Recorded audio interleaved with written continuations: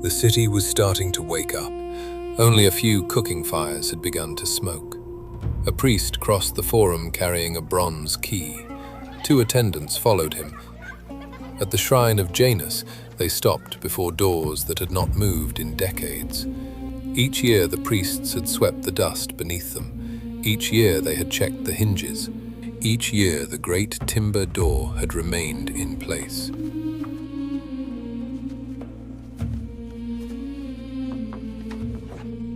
Within minutes, people were leaving their homes and moving toward the shrine.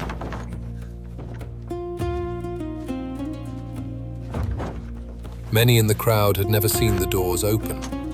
Some of their fathers had not seen it either. Later generations said the doors of Janus stood open whenever Rome was at war and closed only in peace. Tradition claimed they had remained shut throughout the reign of Numa Pompilius. For more than 40 years, peace had been ordinary. Now Rome was going to war again. The story began beyond the Forum, where Roman and Alban pastureland met without wall, ditch, or boundary stone. The frontier existed in the minds of shepherds. The cattle ignored it.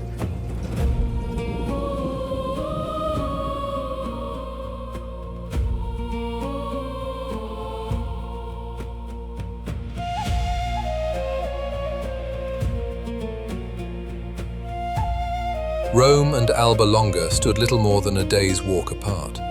They shared a language, many of the same gods, and, according to Roman tradition, the same ancestry. Roman tradition remembered Alba Longa as the ancestral city of Romulus and Remus. Rome and Alba were not strangers, they were family. At first it was one missing animal, then a disputed pasture. Then armed men began crossing the same fields the cattle had crossed before them. Then the raids became deliberate. Roman herdsmen drove Alban cattle toward Rome. The Albans answered by taking Roman livestock. Each side demanded its property back. Each believed the other had begun it. In Rome, the crown belonged to Tullus Hostilius. Tullus looked beyond the city. He saw rivals. Across the hills ruled the Alban king Gaius Cluilius. Both kings sent ambassadors demanding restitution. The Roman delegation reached Alba first. Tullus had ordered them to present their claim immediately and declare war if the Albans refused. While they waited, the Alban ambassadors arrived in Rome. Tullus received them as honored guests. Food was served, wine was poured. The hours passed. Tullus was not delaying them out of hospitality. He was waiting for Rome to make the first formal demand. Only after word returned from Alba did Tullus allow them to present their complaint. Rome had already demanded justice. Alba had already refused. By Roman reckoning, the guilt belonged to Alba. Rome had not merely prepared to fight, it had prepared a story in which its war was lawful. The ambassadors returned home. The Alban army marched soon afterward. The Albans camped a few miles from Rome. Their soldiers dug a trench around the position. Centuries later, Romans still pointed to an old earthwork and called it the Cluilian Trench. The armies waited across the fields. No battle came. Before either side advanced, Gaius Cluilius died. Livy gives no cause. Command passed to Metius Fufetius. Metius understood the danger.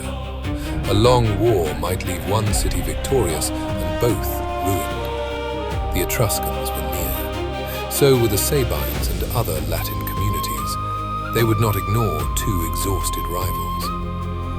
Metius proposed another settlement. 6 men would decide the war. 3 Roman brothers from the Horatian family, 3 Alban brothers called the Curiatii. These were not anonymous champions. Their families were connected by marriage, friendship, and expectation. The agreement was made sacred before both armies. A fetial priest carried herbs gathered from the Capitoline. He spoke the treaty aloud. Jupiter was called to witness it. An animal was struck with a flint. The priest prayed that whichever people broke the agreement would suffer the same fate. signal was given. They rushed together.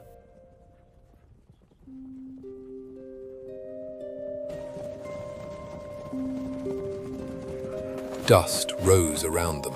Bronze struck bronze. A spear shaft broke. Someone cried out. When the dust cleared, 2 Romans lay dead. All 3 Albans remained standing, though each was wounded. The surviving Horatius turned and ran. The Alban line shouted. The Curiatii pursued him. Their wounds began to separate them. One ran ahead. The second struggled behind him. The third fell farther back. Horatius stopped. The nearest Curiatius reached him alone. By the time the second arrived, his brother was dead. Horatius killed him too. The last Alban crossed the field slowly. Livy gives Horatius a short speech. He says the first 2 Albans have been offered to the spirits of his dead brothers. The third he offers to Rome. The fight ended quickly. 1 man remained. The Romans celebrated. Horatius returned to Rome carrying the armor of the men he had killed. Among the spoils hung a military cloak. His sister recognized it. She had woven it for one of the Curiatii, the man she expected to marry. To the crowd, it was a trophy.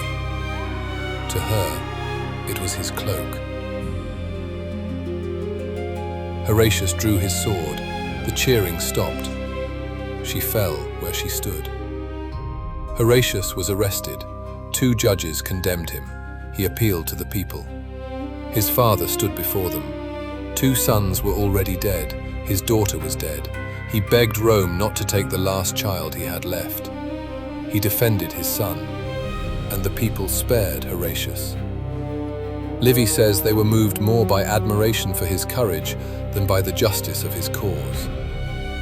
But Horatius did not simply go home. His father was ordered to make atonement for him at public expense.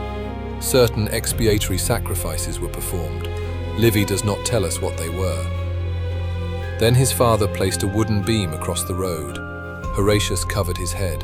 He passed beneath it as though beneath a yoke. Rome had decided not to execute him. It had not declared the killing clean. Livy says the beam still stood in Rome centuries later. They called it the Tigillum Sororium, the sister's beam. Some modern scholars have wondered whether the beam preserved something older, a ceremony for separating the violence of war from life inside the city. The kingdom disappeared. The beam remained.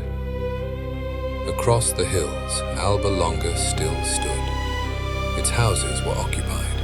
Its temples still received offerings. Smoke still rose from its hearths.